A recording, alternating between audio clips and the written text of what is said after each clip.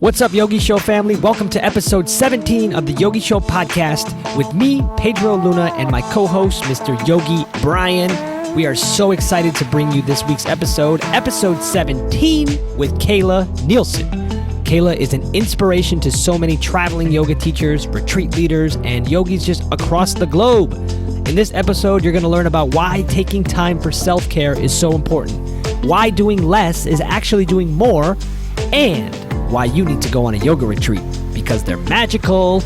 Let's go down the rabbit hole, my friends. Hit it. All right. Thank you so much, Kayla Nielsen, for being on the show. Welcome. How are you today? I am good. Thanks for having me. Absolutely. Such a pleasure. Good morning, Yogi Bryan. Are you awake? Good morning. Good morning, Kayla. Thank you so much for coming on. It is 5:23 a.m. in Phoenix, and I'm awake. I got the coffee. Got the coffee going on, and life's good. Life's good. We got Kayla on the podcast. Woo! Yeah, let's do it. So fun. So Kayla, we had I didn't know this until Brian told me yesterday, but we had a follower actually of ours that's like a loyal follower that loves you and sent us a DM like, "Hey, can you ask Kayla to be on your show?" Oh. And so I think, yeah. And then Brian, how did it go? Did you DM'd her? Yeah, I think right after.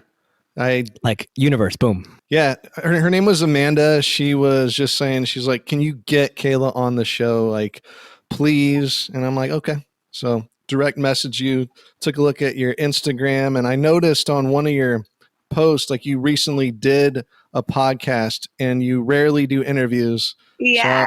So, I sent the message. I was like, I might not hear back. And you responded. We were stoked.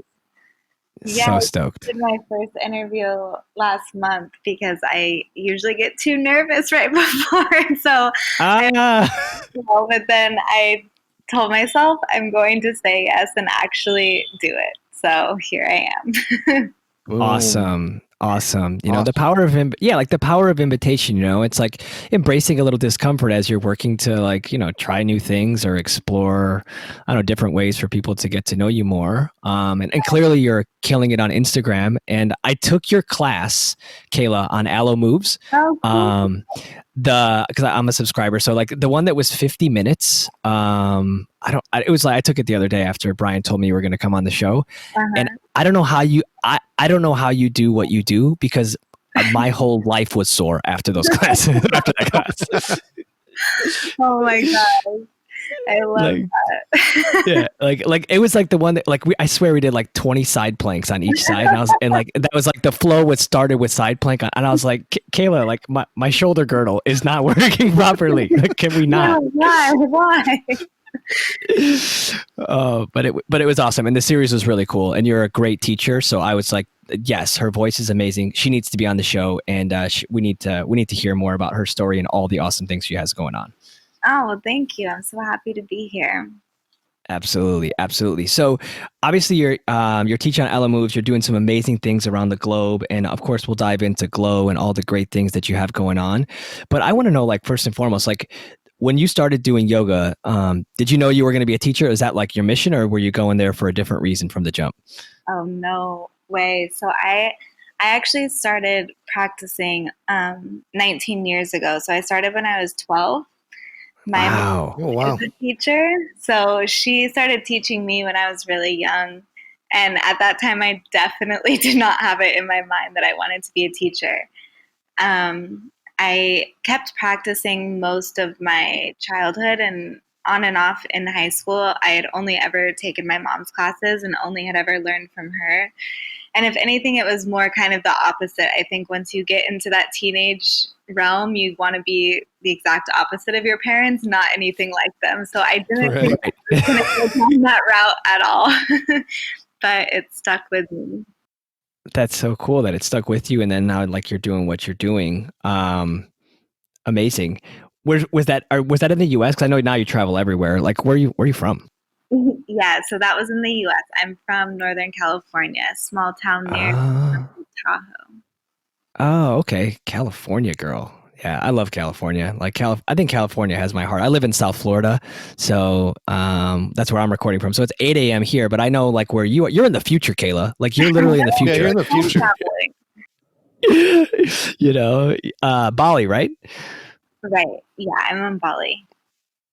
That's so cool. My friend that I do events with down here in South Florida, she just came back from a 5-week trip in Bali, Oh, and nice.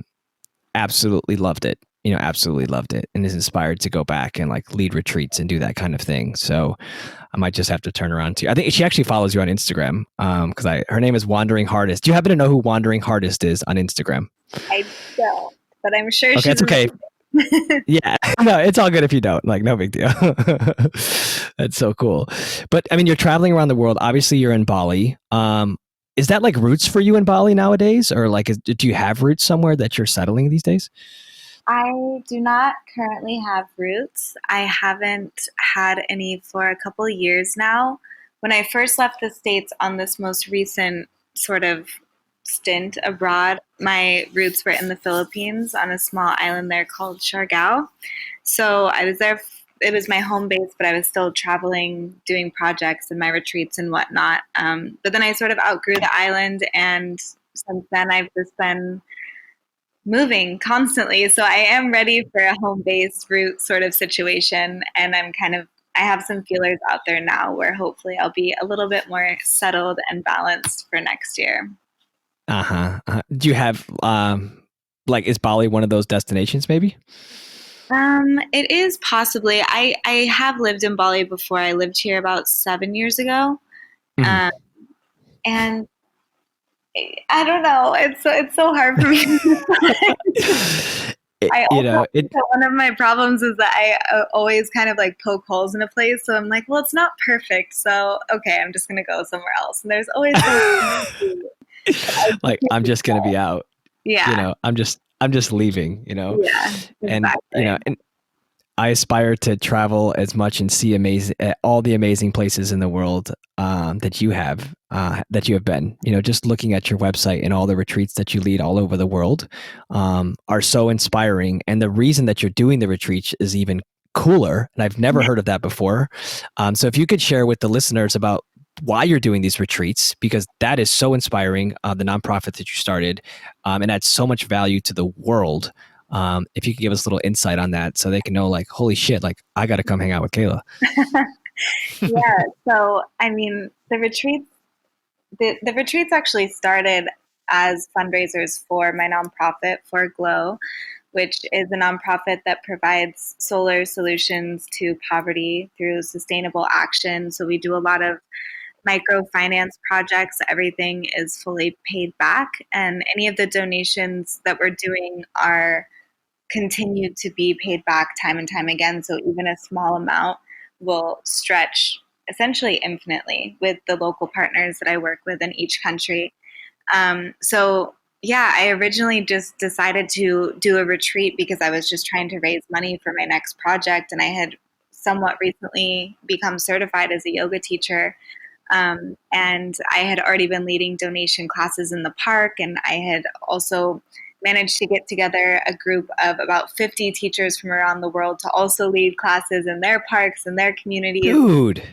Yeah, so this is about 4 years ago, I think, and this was right when I first started using Instagram. And so I just reached out to random yoga people that I followed and admired and asked them if they wanted to help, and a lot of people said yes.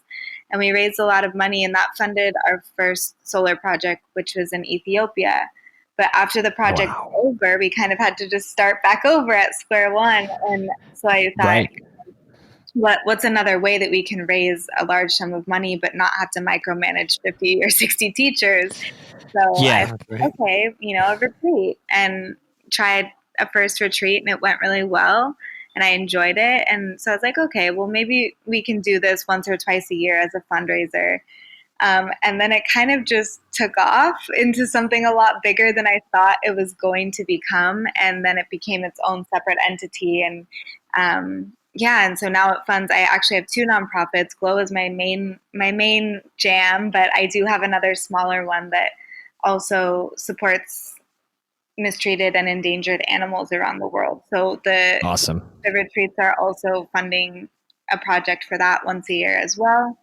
And yeah, so it just took off without me really expecting it to go that way. But I'm super happy with the direction that it's gone, and all of the people that I've met and support through the teaching team and students and everything. It's just incredible to watch the community grow.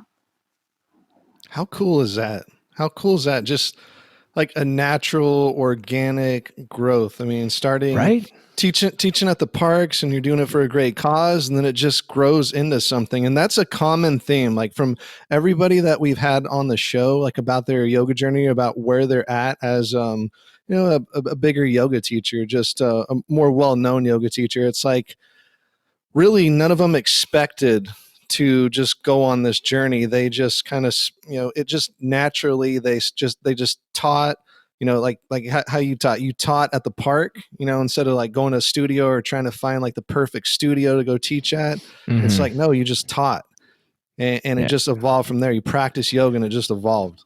That's how it goes, And when you're doing these things, Kayla, like when you're starting out and offering these experiences and it just grows and grows and grows, that's where the organic things happen, And I think that in life, it's like when we're trying to force something to happen, like, oh, it has to happen and it has to happen this way. That shit doesn't work out. No. It doesn't work like that.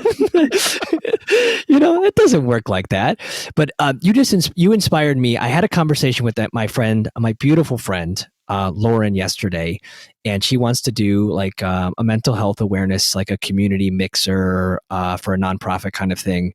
And we're having this conversation, and she says to me, but I don't know, like, if we raise the money, I don't know like who we give it to. Mm-hmm. And she's like, maybe I need to start the nonprofit. And I said, maybe that's the invitation, is that you start the nonprofit, and the kickoff event is the mixer that we have at a cool space to raise awareness and funds for mental health and like in our community, and give teachers a voice to share their story, kind of thing.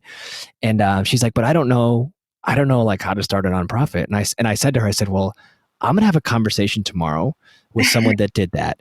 And then like literally the universe just put it out there. And I was like, I'm going to have a conversation with Kayla, and if it comes up organically, I'll just ask her. And then like the invitation is here. So how did you how did you start the nonprofit? Like, did you was it a bunch of hoops to jump through to make it happen? Or is it something you were just like how did it work?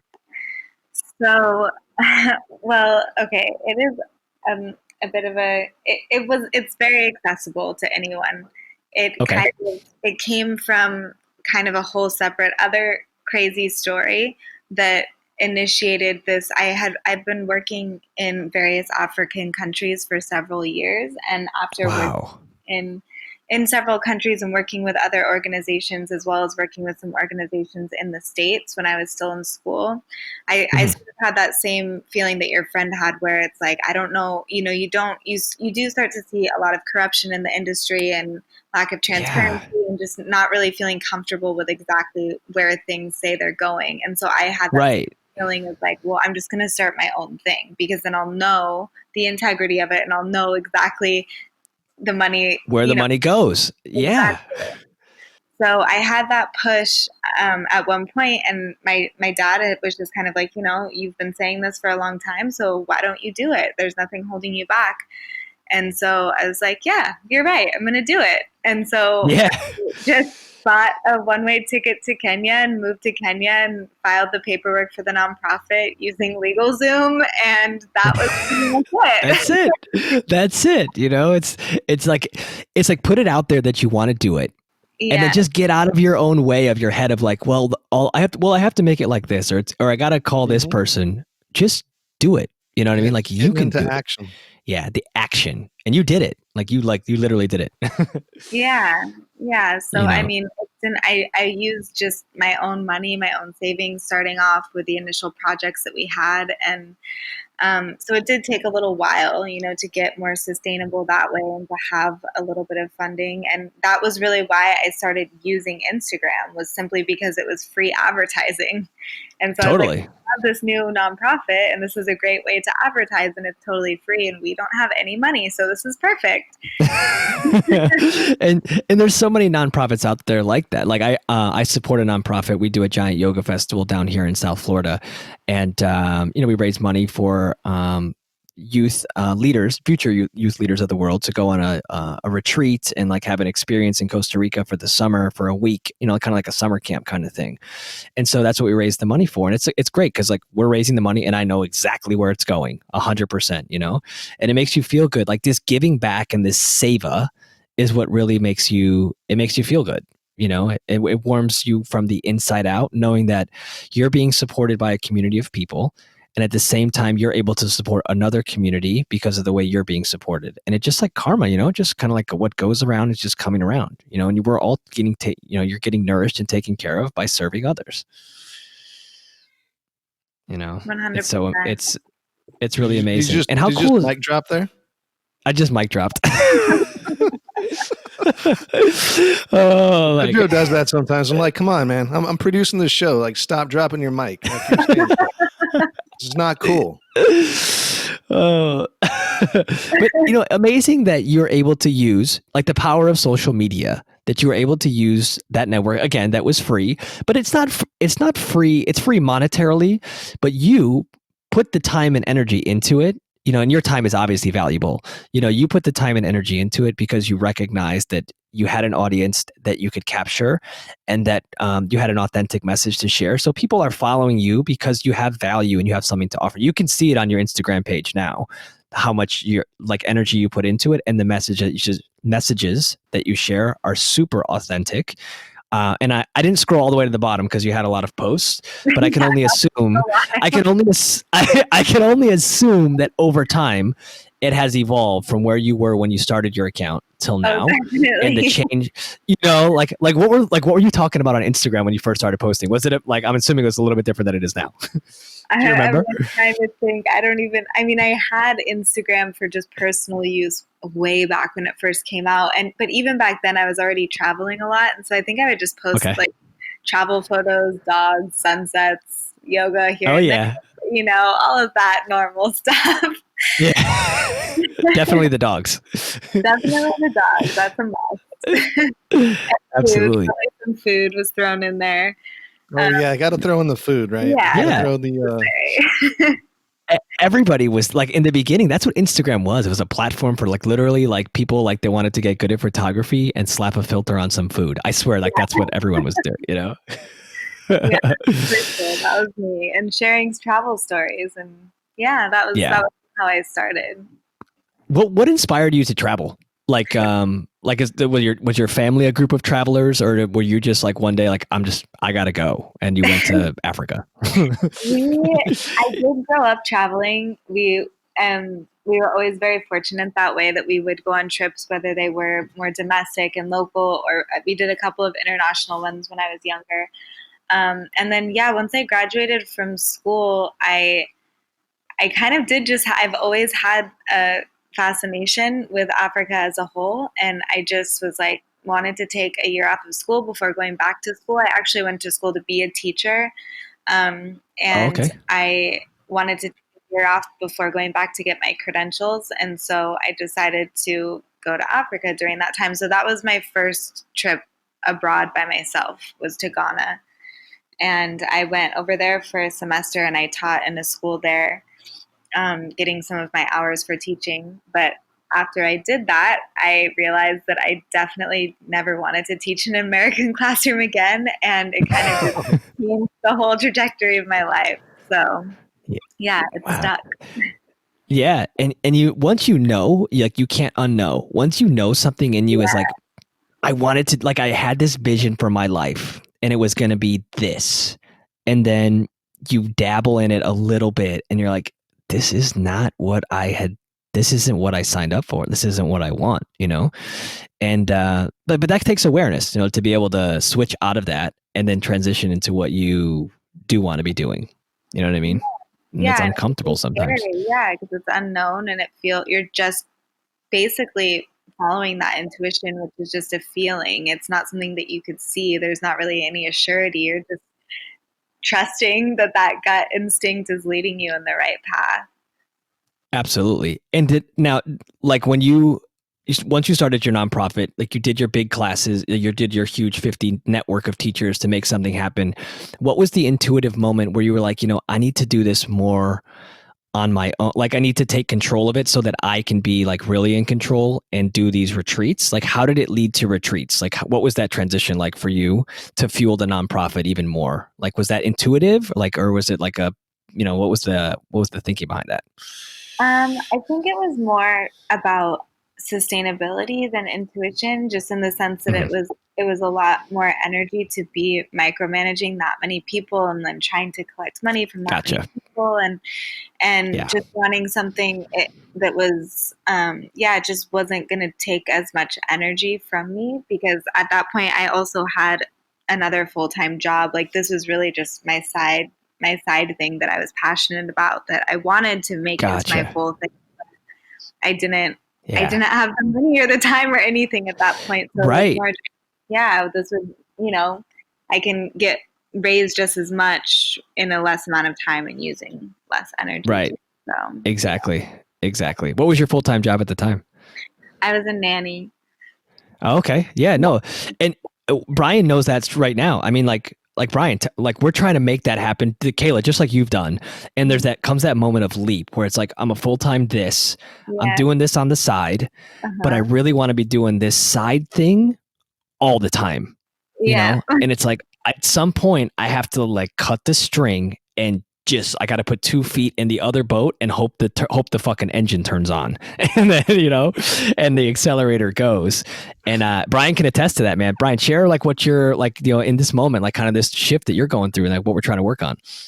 Yeah, I mean, I work a day job, I teach yoga, and then do the podcast, and it's just constant. Like I got to really, and manage a social media account, making memes, and that's a balance too. It's like, and I listened to your previous podcast that you did with your friend, and you were talking about social media, like how you almost quit social media and how you had your plant medicine experience, and that was really Yeah. that was super cool to hear, just your perspective on it.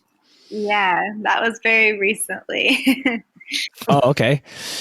Yeah, and like how that work, like exactly. It's like Yeah, and everybody can go listen to that we'll podcast link on it. it. But can you touch up a little bit about that experience, and then yeah, Yeah, so talk about that experience for a little bit. yeah, I went to my first ayahuasca retreat in May. And after that experience, I mean, there was just so much, kind of how my friend explained in that interview, but it sort of lifts the veil on a lot of these illusions that we do get wrapped up in when we are kind of in this autopilot of life. And Yeah.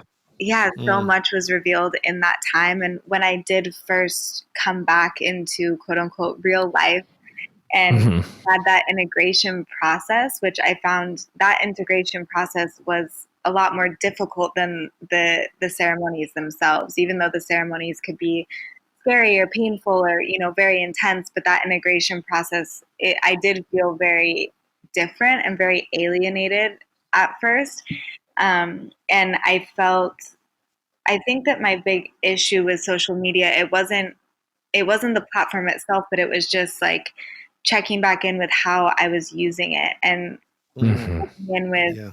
okay, this feels, is this still aligned with who I am? Or, is it not? Am I just feeding into this whole thing that I don't really want to be a part of? And just kind of realizing that it is just another tool, and it's up to us how we want to use it. And how I started using it, it did have this very pure intention, and it was all about the nonprofit. And I think somewhere along the way, that focus did start to shift a little bit more. And I think when that focus started shifting and it kind of became more about me in a way, which isn't necessarily bad. It is also good to share my story and other things about me personally. But I think my intention with it kind of started to waver, and that's where that unalignment occurred, which is what I made see. me question it. And Hmm. and in that questioning, then I realized, like it really is it's totally, all of it is within my control, and it's up to me how I want to use it, and it's up to me what I share and how I share. And if there are moments where I am kind of feeling iffy about it again, then I just get off of it for a week, 10 days, however long I feel like I need to get clear about it. or check in with myself before I post something. Like, why am I posting this? What is my intention Yes. for sharing this? And that has been the biggest game changer for me. I think that's so important, not just in social media, but with anything. It's like checking in with your intention behind why you're actually doing something to make sure that it's coming from that place of alignment and truth. What's up, yogis? It's Pedro checking in with your mid-episode trivia question here on episode number 17 with Kayla Nielsen. Man, this episode was a pain in the butt to record because the internet kept cutting out. But you know what? We made it. We made it through, and you've gotten this far. So make sure you stay tuned to the end to hear the answer to this trivia question. And it's only fitting that it's about Bali because Kayla was in Bali when we recorded. So the question is, Bali is called the island of the what? Bali is called the island of the blank. Stay tuned to the end of the episode, and Yogi Bryan will be dropping the knowledge and the answer. Also, make sure to check out theyogishow.com, where all the show notes live and where you can check out the links for everything we talked about in this show and learn more about us and Kayla. Shout out to Colin for making these episodes sound so amazing. He's our new producer. Check him out in his bio, all his deets on theyogishow.com. We appreciate him so much being part of our family. The universe brought us together, and it's so amazing that we're able to make these episodes super high quality and that you're hearing this right here, right now. With that being said, let's get back to the show. No, Kayla, that is on point, and especially taking social media breaks. Like you mentioned something that you've taken some social media breaks. I find that is huge for me, like taking maybe a weekend off. I've been doing this thing called no phone Saturdays. So I don't even look at my phone. I shut it off. He doesn't even text me back. I don't even text Pedro back because he just bothers me so much during the day. And I just do no phone Saturdays. And it's been so nice to do that. Talk about some of your social media detoxes. What do you do? Oh my gosh, it's so nice. I just had one, I think 2 weeks ago. I took 10 days off, and it was just, there was no real reason. It was nice to do that and not get to the point that I felt like it was a breaking point, but just doing it because I just wanted to be more present and enjoy my time in Bali and not have to worry about creating content or anything, but just really being here. And so it was just a nice little reset. And I felt super refreshed after, but also excited to get back and kind of share stuff that I had been thinking about or writing about separately. And it just, it gives you a nice reason to go back to it, feeling a little bit more recharged. Yes, feeling recharged, refreshed. And I noticed looking at your page, and just from Amanda who reached out to me, you're very involved with your community. You respond back to your comments, and from what it sounds like, you respond back to direct messages, and it's not like you're posting something and then leaving posting, and posting exactly ghost. posting ghost. Posting ghost. No, I just made that up, by the way. It was good. That's perfect. Hey, I'm the wild card now, Brian. Yeah, he's the wild card. No, but yeah, it's and what I've found just with my whole practice and just meditation practice, that your brain needs that idleness. It needs that idleness to just sit and think, thinking time, to kind of just sort things out, figure things out. And instead of being on the go, especially phones in their pocket, or it's just right there all the time. You can check it when you're on the elevator, or if there's that awkward situation with a social situation, I'm oh, I'll just check my phone and see my Instagram and then not have to deal with this. Yeah, because then it becomes more of a tool to disconnect rather than to connect. Right? Exactly. Absolutely. This situation is uncomfortable. What's going on Instagram? And it happens all the time. You see it everywhere. Are your when you do your retreats, Kayla, is it no phones at your retreats kind of thing, or just sacred space for that kind of stuff, the way you do it, or is it? No, I don't do. I mean, in my retreats in general, I don't really have many rules because I like people to just kind of, they create their own experience. So it's going to be exactly what they want it to be. So some people do that where they just really enjoy that disconnect. It depends on the location as well, because certain locations the Wi-Fi is so horrible that they might as well not be able to use their phone because they can't connect anyways. So Yeah. it just kind of depends. But I mean, I sometimes I actually struggle with that on retreats because I kind of feel like, okay, I want to be able to record bits of the classes, and I do like I to know. post on the social during the retreats because that's when we get a lot of traffic to the site and everything because Of course. we see it in real time. But I also want to be fully in the retreat and not having to look at it through my phone either. I know that so much. Like when I teach these experiences and go on retreats and lead classes and all these things, and it's like I want to capture it because I know it'd be good. Like it would be good for marketing material. It'd be good promotional stuff. People can see like, hey, this is cool. I want to be part of it. Not like, hey, ego, look at me, I'm killing it. It's like, hey, this is something really awesome, and I want to invite you to come experience it. And but at the same time, it's like I want to be present with the people that I'm with and give them everything that I have. So I struggle so hard at taking videos or shooting photos. I just can't. So usually I'll just hire somebody to just do it because I don't want to do it. Like, you know what I mean? That's part of it's just part of the experience and part of the how it goes usually for me. But Yeah, yeah. I usually have a photographer too, but especially just like with little clips for the stories and stuff, if I see something, it's like, oh, that would be good. But also in some ways, Yeah. it feels almost like it cheapens it, you know? Hmm. Because it's like I do. you can't really translate what's really actually happening here energetically No. through the screen. No, you absolutely can't. There's no way. What's a takeaway that you could give the listeners? Like that, if you've never been on a yoga retreat, like what's a biggest takeaway for you that you experience from feedback from your students that leave? Like what's something that to inspire someone that hasn't gone on retreat to go? What is a big takeaway that you could share with the listeners on advice? Go on one.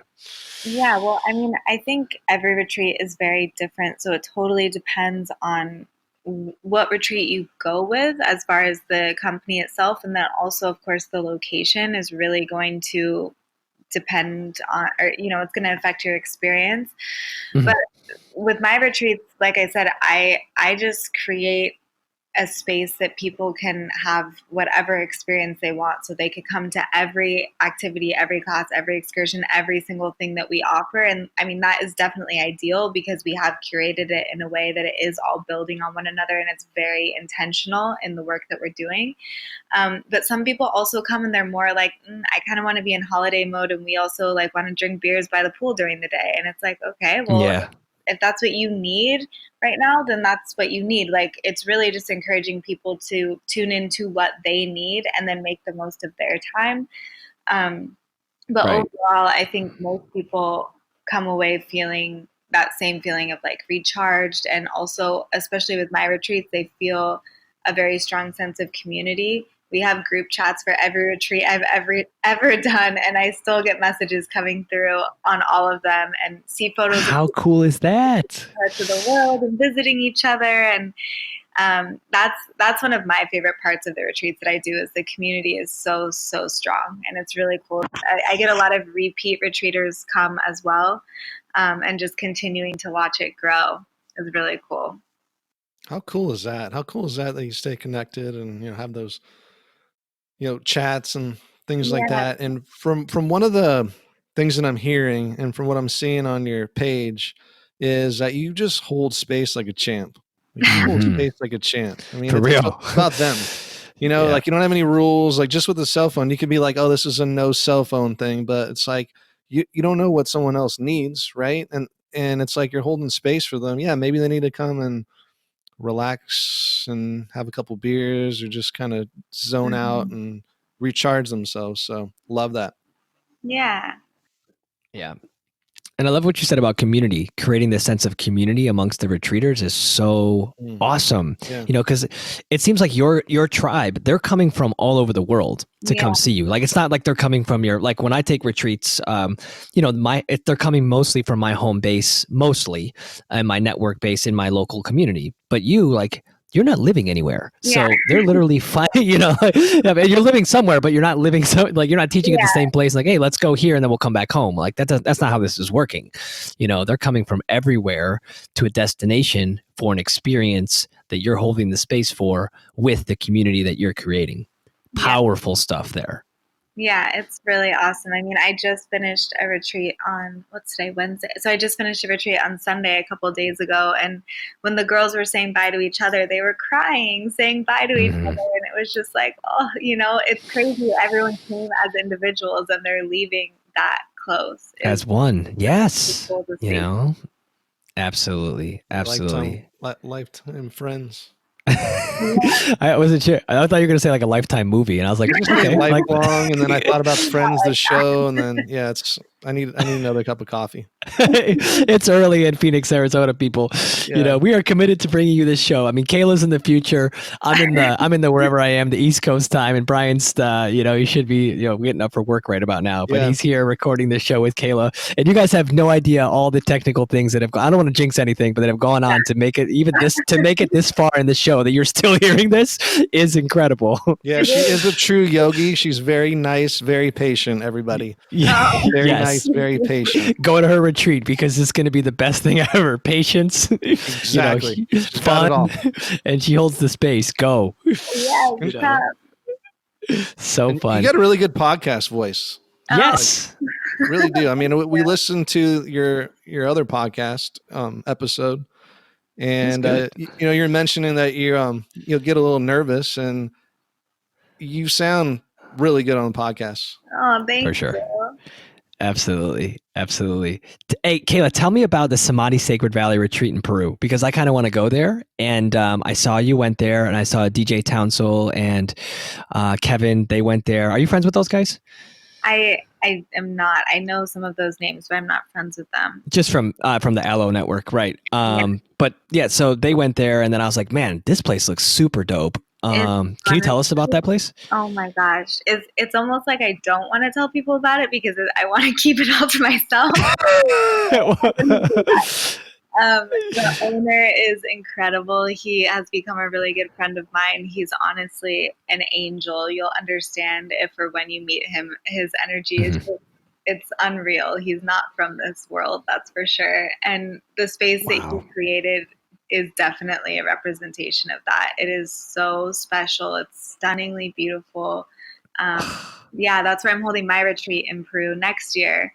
But I also he actually Did you go on retreat there, or did you lead one there already? No, I just stayed there. So yeah, I was in Peru, and they actually reached out to me, and he had reached out to me before I was even in Peru, maybe like a year before, and just said, hey, if you ever come to Peru, we would love to have you.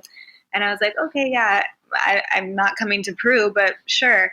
And then I was in Peru about a year later, and he messaged me again because he saw that I was there. And I happened to be just right around the corner from the place. And so I told my friend, oh my gosh. And he's like, yeah, just come and check it out. And as soon as I walked in the grounds, I was like, I'm not leaving. This place is amazing. Right. Yeah. When looking out the yoga room there into the cliffs, and we'll link all this in the notes, so you can click on the link now on the show notes, and then you can listen to how we're talking about it and see the energy of what we're talking about. But when you look out of the yoga room into the mountains, I was like, what? What is this? And he has a picture. There's a picture on the Instagram that they have, and somebody's doing sound healing with crystal bowls outside in the grass. And I sent that photo to my friend Jordan, and I said, bro, we got to go here. He goes, did somebody actually come back from that place? Someone actually came. They came, they're not up with the source. They're not one with the cosmos. They came back. Really, I know. That's how it felt. I went when I stopped by there when I was around the corner. That was right before my ayahuasca retreat. And I ended up going back there after my ayahuasca retreat just to decompress and be by myself. So I stayed there for about 2 weeks after, which was really, wow. Yeah. And I didn't want to leave. No, absolutely. And I wanted to get back to that, the ayahuasca and the plant medicine. I've never experienced it before, and I can't speak for Brian. Brian, have you experienced that before? Plant medicine? I've just done magic mushrooms. So actually, I've read what magic mushrooms do in a book. I might have done them. I don't know if my 9-year-old's listening. I read it in a book. It was great. I've never experienced any psychedelics or anything like that, and but I've had friends, and the clarity that they talk about, and the peeling back of the layers, and the different experiences that they have with the same medicine but on different days, going through is has been really incredible. And when you come back from that experience, and then like you go, you're really in tune with what is. Can you tell us what it's like to, when you're reintegrating and connecting, like obviously you're a different person, right? Is there no doubt about that? 100%. It's so true. And that's what I wanted to like get to with like my point with bringing that back up is like the person that we are even today is maybe, or last week, last month, that's not the same person that you're going to be next week, next year, tomorrow. You know what I mean? Like, so when you have Hopefully these, it's not. totally. Yeah, right. Exactly. You're taking over the show, Kayla. But when you have these awakenings, right, and you go through this experience, and it can even be from a savasana in a yoga class or just a meditation, not necessarily plant medicine, but when you go through these experiences and you're growing through on your spiritual path, new awakenings happen. And when you're vibrating a little bit different, you just have to be with that vibration, just be where you are. I always say like the yoga meets you where you are. Allow yourself to be where you are and not have to worry about going back into the past and doing other things. Just like you're going, keep leveling up and gaining more clarity, being more in line with yourself. And when you can speak from your heart center and speak from your truth, that's, you're in total alignment, like everything is coming your way at that point. Mm-hmm. Yeah, I totally agree. So, but I just wanted to just touch on that, like finding clarity, and it doesn't have to be through the same thing. Everybody's way of finding clarity and feeling alignment is different, and there's different healing modalities and things for everyone out there. So it doesn't have to be just one way. Yeah, I completely agree with that. I'm very much all for individuality that way because everyone is going to have different needs and different practices are going to resonate with different people. And even within the same person, different practices are going to resonate at different times in your life, So just because something is a practice for you right now. Oh, I love that. Going to always be the thing. Right. It's not always like I thought Bikram yoga was always going to be my thing. Mm-hmm. I thought that was my thing forever. And then it just wasn't. Like it was for a while, and then it evolved. And now I'm doing other things, and then I thought that was it. I thought like, oh, vinyasa yoga, and it's like, wait a minute. There's meditation, there's yin, there's like sound healing, there's like mindfulness in your daily life, walking your daughter to the bus stop. Like all of these things are yoga, mm-hmm. And bring you into the present moment. Mm-hmm. Yeah. It doesn't really have to be in these boxes or these labels or these certain structured ways of it has to be this way, otherwise it's not this. That's right. Not really, that's BS. Yeah. That's BS. Yeah, everybody's on their own journey, and a lot of listeners out there might be new yoga teachers or maybe even new to yoga. Like, what's your top advice? Like someone straight out of yoga teacher training. Ooh. Oh, man. I'm throwing it hard on you. I do love that question because I think that I was actually just talking to one of my friends about this. I don't really think there's enough support for that group of people that is fresh out of their training. Like it's sort of like, okay, you go through this really intense experience and then good luck. And you're thrown into this super oversaturated market that's really intimidating and underpaid. And, it's like, it's a lot. So, I mean, when I first finished my training, I hated teaching when I first started because I just thought it was so hard, and it was hard. It was like how you go into a class and you watch a teacher just effortlessly go through this like beautiful creative sequence with the perfect playlist and be adjusting the whole time and saying all the right things, and it just looks so effortless. And I'm just like, what? I'm just trying to remember one thing after the next. Like, how are they doing everything? Trying to remember if I did the right side or left side. Yeah, I just would get up to teach and totally black out everything because I would be so nervous. Shoot. Yeah, the biggest advice that I could give is just keep saying yes to the opportunities. That was like teaching in the park was because it was like the only way to get better at your craft is to continue practicing the same way, with your personal practice, the only way to get better whether it's physically, mentally, spiritually, whatever, is to keep practicing. And teaching becomes a separate practice in and of itself that requires just as much dedication.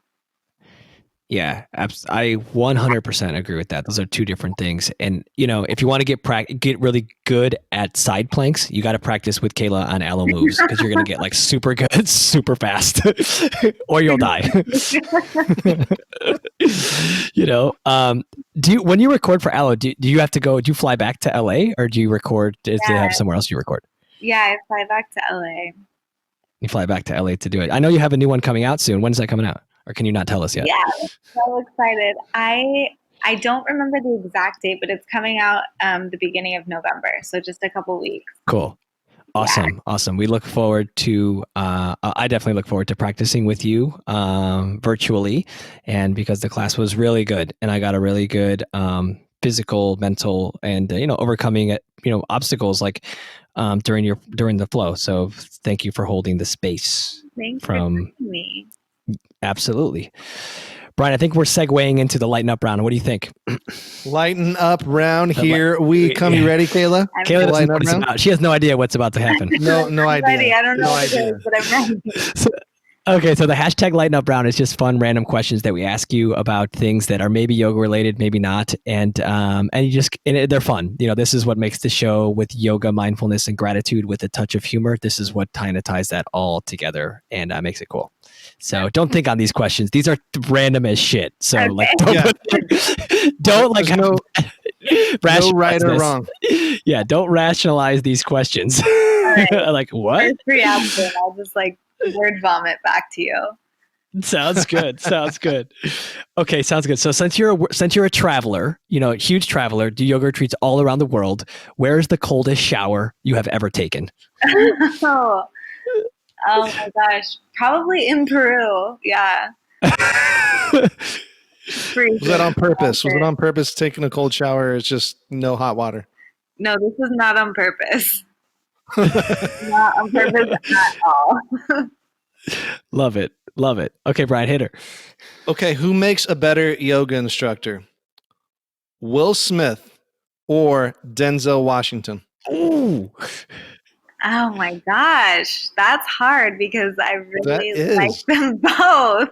Look, she's trying to rationalize it. She's trying to. I want to hear the rationalizations too. You can talk this answer out. I guess, okay, I just imagine they would offer, Will's would be, kind of fun and creative, but he would still be humorous, and Denzel's would be serious Ian, I feel like. Yeah. Right. Oh, yeah. Yeah, for sure. Denzel's bringing the militant power yoga, man. Yeah. So, no, I guess I would go with Will. So, you going Will? Yeah. All right, I like it. Well, I like it. He would be a fun yoga teacher. I would love his classes. Yeah, he would have energy for sure. Denzel would probably make you hold plank for 3 minutes. Like Kayla.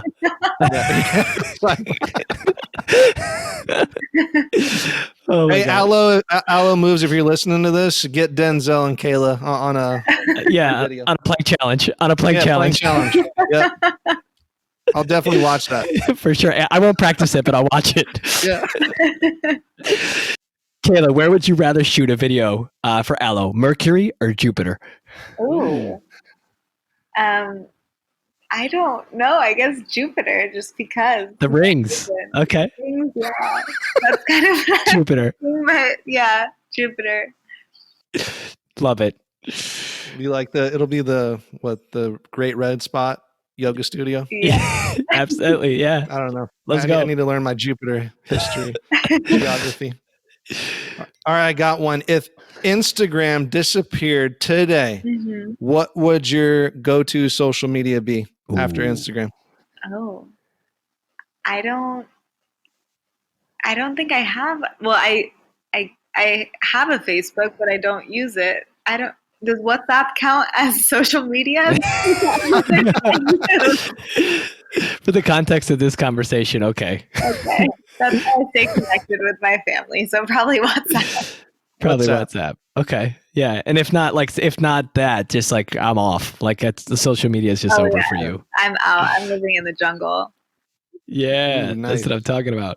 If you You're could, like, shit, my life just got peaceful AF. yeah, right. My life just got a whole lot less complicated. Yeah, much more quiet for sure. Right? Kayla, if you could only eat food from one country for the Oh, rest of your gosh, life, no. where would it be from? I know this is hard. Where would it be from? Oh, okay.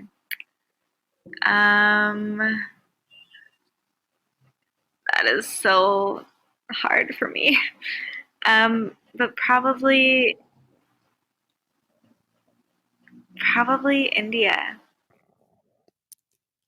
India. Yeah. I like that. Yeah. I like that.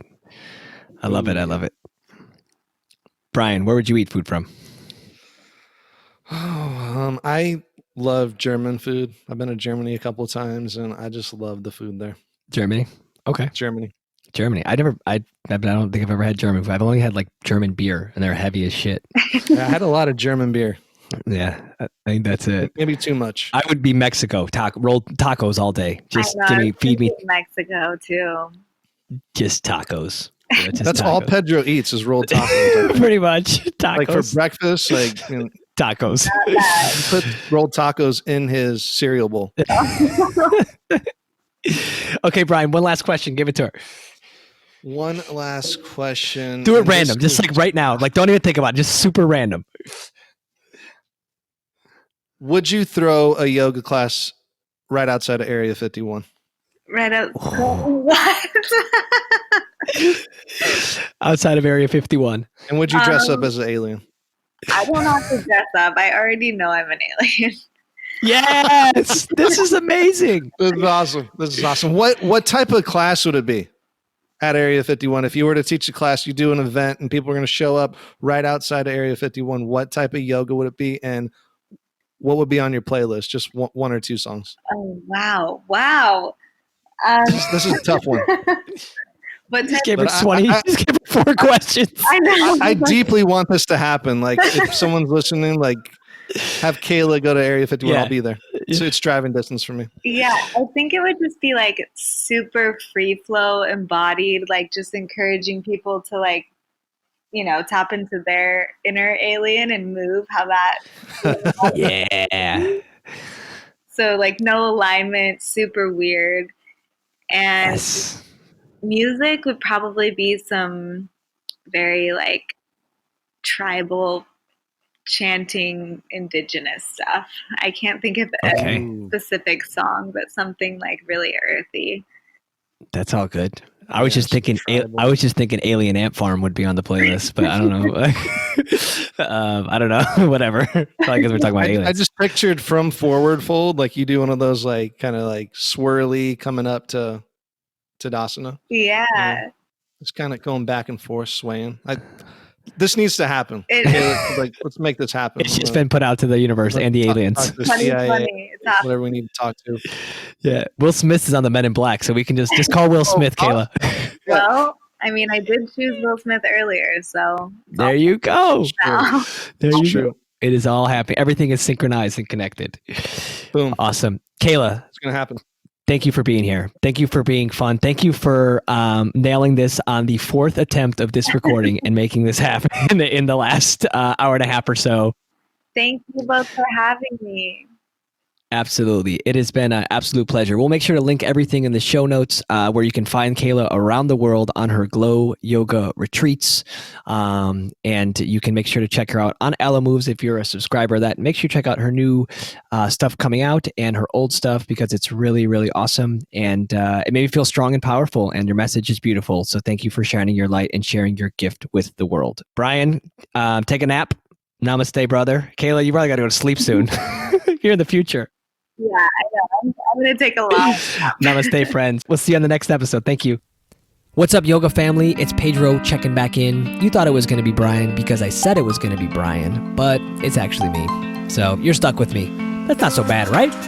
Thank you so much for tuning into this episode of The Yogi Show. Thank you to Kayla Nielsen for being on the show. How amazing is Kayla? That story is inspiring.